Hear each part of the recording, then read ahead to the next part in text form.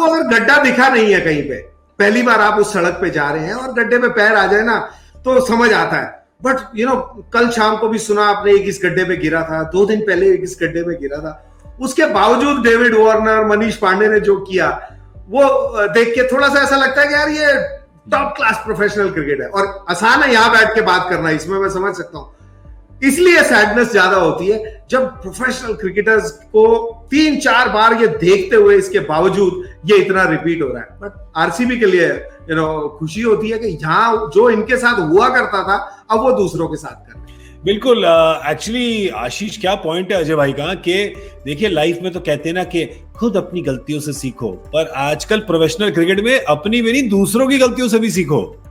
बिल्कुल सीखना चाहिए। देखिए और ये तो टूर्नामेंट ही ऐसा है कि अगर ये इस तरीके का टूर्नामेंट है, ये ऐसा फॉर्मेट है कि जितनी जल्दी सीख जाएंगे उतना बेहतर है।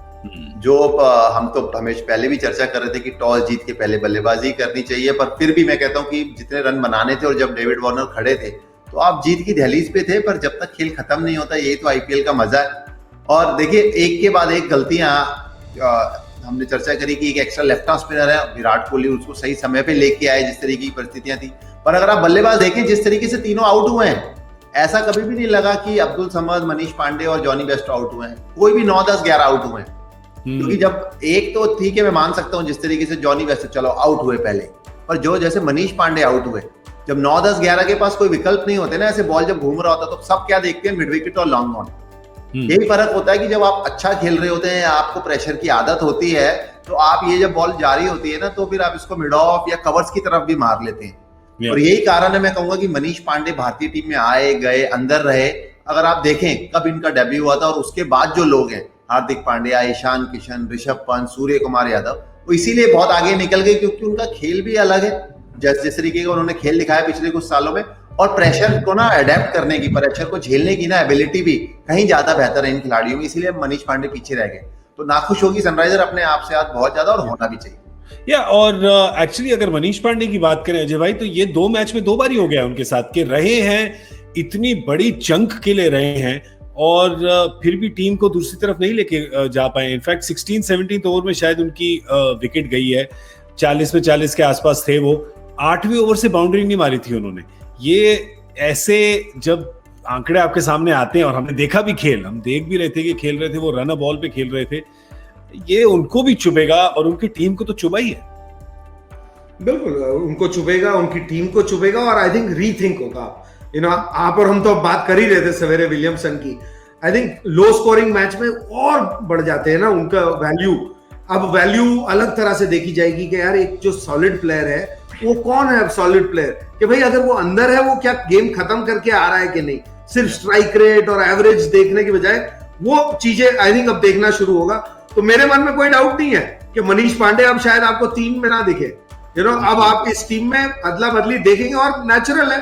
और एक तो क्या है कि उस टीम के साथ एक और इस बात प्रॉब्लम हुई है। 3 साल पहले अब जब आप जीते थे तो टॉम मूडी थे आपके कोच, 2-3 साल आपने उनको छोड़ दिया, अब वापस लेके आए हैं, तो 2 माइंडसेट तो वहां होंगे ही होंगे। सो मेरे मन में कोई डाउट नहीं है, क्योंकि मनीष पांडे उनके जमाने में 5, 6, 7 पे खेला करते थे, बड़े स्कोर्स नहीं होते थे, लेकिन ज्यादा कंट्रीब्यूटिंग और ज्यादा इफेक्टिव काम होता था टीम के लिए। डिसअपॉइंट होंगे क्योंकि एक्सपीरियंस खिलाड़ी से आप उम्मीद ही ये करते हैं कि जिस दिन आपका दिन हो उस दिन आप जिता दें।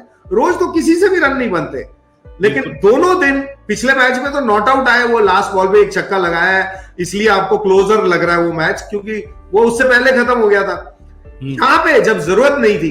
बट यही तो खेल है, माइंडसेट है, क्योंकि पिछले मैच के बाद भी तो मीटिंग होती है ना, जब आपने इतना दिमाग खाया होता है प्लेयरों का कि भाई यार तुमने ये जल्दी करना चाहिए था, तो इस बार वो जल्दी कर गए।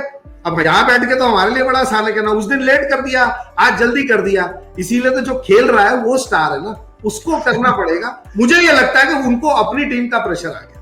डेविड वार्नर ने कहा, एक मैं आपको जरा बता दूं, ये आपको हेल्प करेगा ये भी, कि डेविड वार्नर ने कहा कि कहते हैं कि जब मैं आउट हुआ मैंने एक संदेशा भेजा था कि साझेदारी बनाइए। तो कह रहे हैं कि मैं बहुत ही निराश हूं कि कैसे विकेटें गिरी उसके बाद, क्योंकि क्रॉस बैट शॉट तो बिल्कुल भी नहीं लगने चाहिए।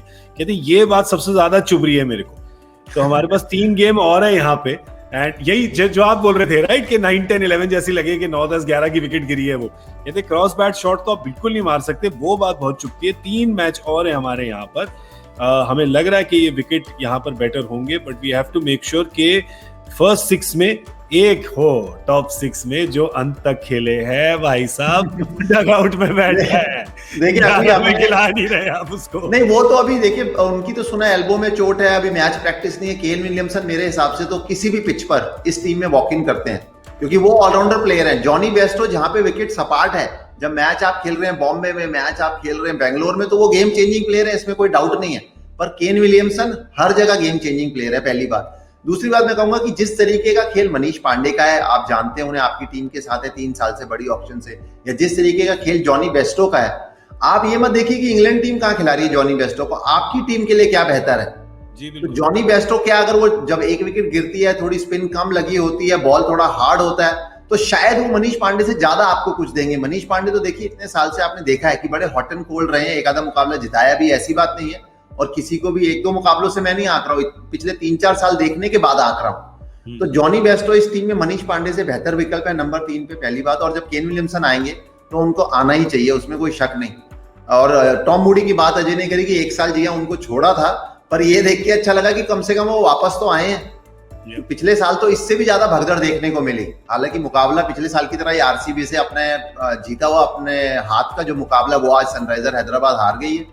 और क्रॉस बैट शॉट की जो आपने डेविड वॉर्नर की बात करी, यही देख के अचंभा होता है कि देखिए अब्दुल समद नौजवान खिलाड़ी है, और वो जिस तरीके के बल्लेबाज हैं, उन्हें मिड ऑन मिड विकेट दिखे मैं समझ सकता हूँ। पर मनीष पांडे सेट होने के बाद तो आज अब तो जो हो गया सो हो गया, अब यहाँ से गाड़ी को आगे कैसे बढ़ाया जाए, ये बहुत जरूरी है सनराइजर हैदराबाद के लिए, क्योंकि जीते हुए मुकाबले अगर आप इस टूर्नामेंट में हाथ से जाने देंगे तो दिक्कतें रहेंगी, जैसे कल केकेआर ने के लिए भी दिक्कत थी।